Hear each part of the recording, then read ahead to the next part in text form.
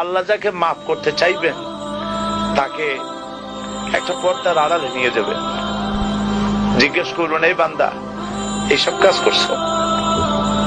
এখন আল্লাহ জিজ্ঞেস করতেছেন, সে তো ভয়তে অস্থির হয়ে যাবে, কেন্দ্রে পাগল হয়ে যাবে, আল্লাহ করে ফেলছি, আবার মাফ করে দাও। আল্লাহ পাক তার জবানের সমস্ত পাপের কথা শুনে সে যখন অনুতপ্ত হয়ে কাঁদতে থাকবে, আল্লাহ বলবেন, যা মাফ করে দিলাম, জান্নাতে চলে যা। এইটা হচ্ছে হিসাব ইয়াসির। আল্লাহুম্মা হাসিবনি হিসাবান ইয়াসিরা। কাবা শরীফ মানুষ যখন তাওয়াফ করে, এই তাওয়াফের ষষ্ঠ তাওয়াফে একটা দোয়া আছে। এই দোয়া আমি যখনই পড়ি আমি চোখের পানি রাখতে পারি না। ষষ্ঠ চক্কর একটি দোয়া আছে। দোয়াটা হচ্ছে, আল্লাহুম্মা ইন্না আলাইয়া হুকুকান কাসীরান ফীমা বাইনি ওয়া বাইনাক